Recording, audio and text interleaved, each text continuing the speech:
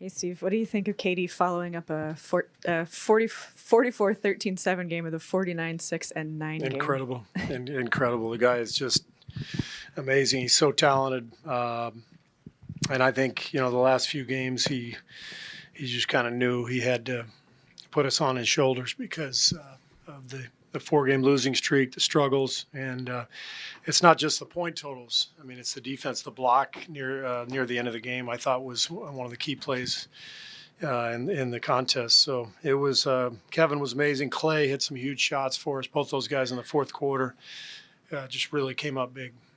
To build off that, what did you notice about both of their guys' mentality, just considering how the game was going? Well, they both were just in attack mode, and Clay hit some tough threes that kind of kept our momentum going, and Kevin was coming downhill, with those high screens the whole fourth quarter. So they both know, especially with Steph out, that they need to be really, really aggressive, and they both were. They were amazing. Coach, what adjustments were made in the second half, especially defensively? It seemed like you guys clamped down on them. Vucevic didn't get that many points in the second half, neither did Ross. So what adjustments were made at halftime? I think, the first adjustment is always to play a lot harder, and I think our guys were embarrassed at halftime of our defensive effort. So they really clamped down defensively. I think it was more just competitive desire than anything, and the activity level gave them different looks and caused some problems. And I thought Andre's defense was really key in the second half too.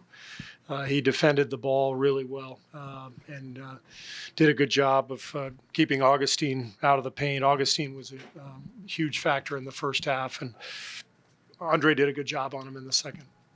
It looked like Looney was the main guy who was trying to keep off Vucevic down the stretch there.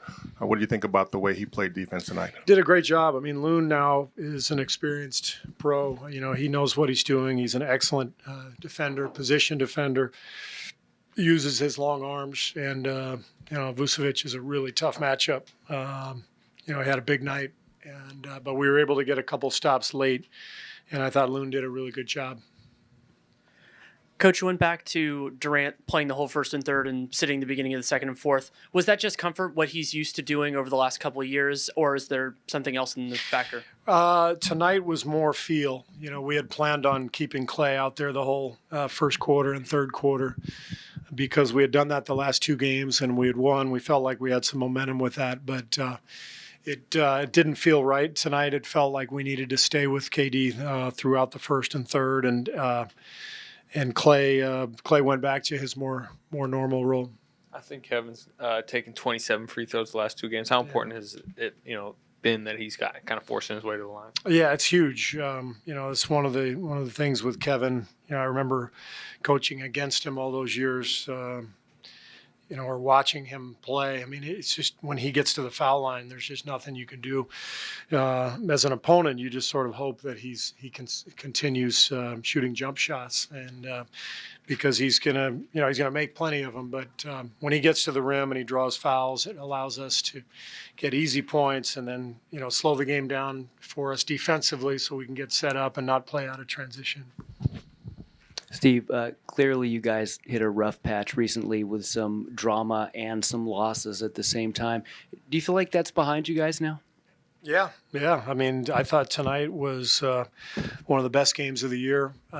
You could feel the energy in the crowd. You could feel the competitive desire from our players. You could also feel it from the guys on the bench.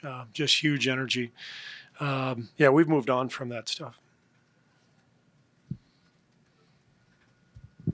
Steve, to your point about Kevin's aggressiveness and Clay's aggressiveness, how have you seen them navigate the idea when stuff's been out of when to determine, hey, this is the time to attack versus moving the ball, getting guys going? They've both been around for a long time, so they just sense it. It's not anything we talk about. They know they have to take on a big scoring load, and so they do it. It's not anything that we have to ever tell them. They've been around long enough to know. Thank you.